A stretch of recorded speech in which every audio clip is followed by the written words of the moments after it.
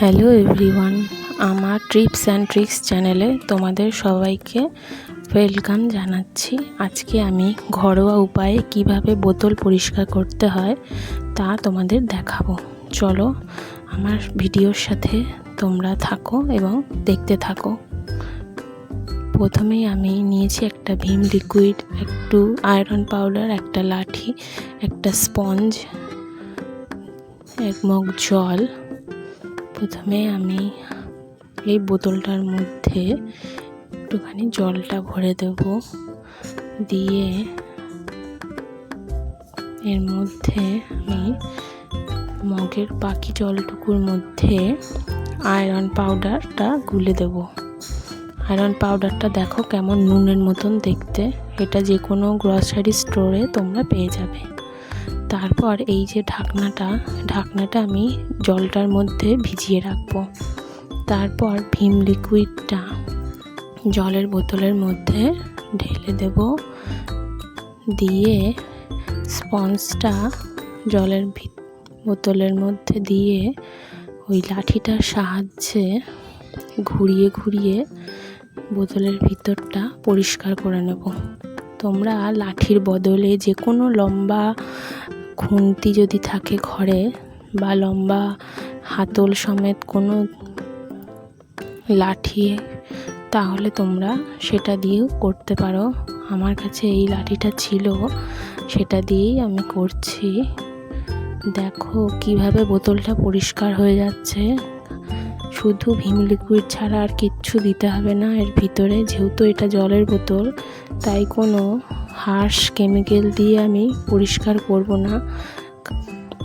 দেখো এই স্পঞ্জটা দিয়েই আমি এবার বোতলের গাটা ভালো করে ঘষে ঘষে পরিষ্কার করছি।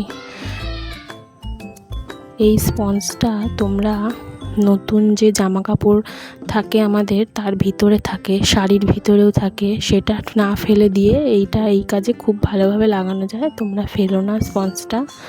বা আমরা কোনো জিনিস কিনলে, নতুন ব্যাগ কিনলে বা শার্ট কিনলেও তার ভিতরে এই ধরনের স্পঞ্জ থাকে।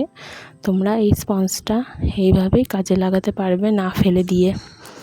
দেখো কথা বলতে বলতে বোতলের ভিতরটা ভালোই পরিষ্কার হয়ে গেছে। এই লাঠিটা দিয়ে ভালো করে ঘুরিয়ে ঘুরিয়ে আমি বোতলের উপর নিচ পুরোটাই যাবে লাঠিটা। এই জন্যই একটু বড় লাঠি নেওয়া, যাতে ধরতেও সুবিধা হয় লাঠিটা। এরপর আমি ধুতে চলে এসেছি, বোতলটা ভালো করে ধুচ্ছি। দেখো তোমরা কী রকম পরিষ্কার হয়েছে বোতলটা।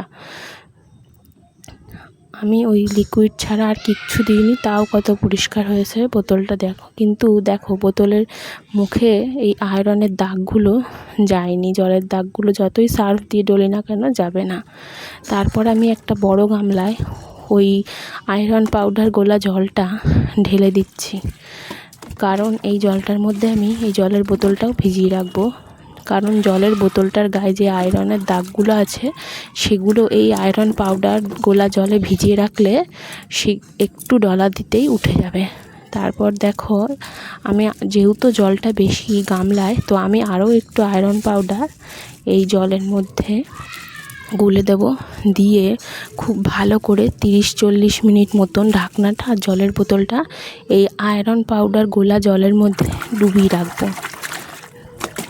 দেখো আমি চলে এসেছি 30 মিনিট পরে। এসে একটা ব্রাশ দিয়ে, পুরানো দাঁত মাজার ব্রাশ দিয়ে শুধু একটু ডলবো, আর কিভাবে বোতলের ঢাকনাটা পরিষ্কার হয়ে যায়, আয়রনের দাগ একটুও থাকবে না। তোমাদের আর কোনো সার্ফ, শ্যাম্পু, কোনো শক্ত স্কচ ব্রাইট শক্ত কিচ্ছু দিয়ে ডলতে হবে না। একটু হালকা হাতে ডললেই দেখবে কিভাবে আয়রনের দাগগুলো উঠে একদম চকচকে নতুন বোতল আর নতুন ঢাকনা হয়ে যাচ্ছে। খুব সুন্দর পরিষ্কার হয়। অবশ্যই এই আয়রন পাউডারটা দিয়ে পরিষ্কার করো, তোমাদের একটুও কষ্ট করতে হবে না, খুব বেশি ঘষা মাজাও করতে হবে না। খুব সুন্দরভাবে পরিষ্কার হয়ে যায় এই ব্রাশটা দিয়ে করলেই। খুব সুন্দরভাবে আমি ডলে ডলে নিচ্ছি ঢাকনাটা, আর ভিতর বাইরে ঢাকনা সবটাই ডলে ডলে নিচ্ছি। একটু ডলাতেই দেখো আমি কোনো সার্ফ নিইনি, কোনো সোপ লিকুইড কিচ্ছু নিইনি, শুধু ওই জলটার মধ্যে ডুবিয়ে রাখলেই হবে। ভালো করে এই ব্রাশটা দিয়ে বা ঢাকনাটা ডলে ডলে নিচ্ছি। সব ভিতরের হলুদ রঙের যে আয়রনের দাগ থাকে, যেগুলো সার্ফ দিয়ে ডললেও যায় না, সেগুলো অনায়াসেই উঠে যাবে। এবার বোতলের মুখটাও দেখো ভালো করে ডলে নিচ্ছি। বোতলের এই যে দাগগুলো থাকে, খাঁজগুলোর মধ্যেও জলের দাগ জমে একটা হলদেটে ভাব চলে আসে। কোনো লিকুইড তৈরি করেও তোমাদের বোতল পরিষ্কার করতে হবে না, এই জলটাতে ডুবিয়ে রাখলেই বোতলটা একদম নতুনের মতন ঝা চকচকে পরিষ্কার হয়ে যাবে। দেখো বোতলটা কত পরিষ্কার হয়েছে, একদম নতুনের মতো চকচক করছে ভিতরটা এবং ঢাকনাটাও।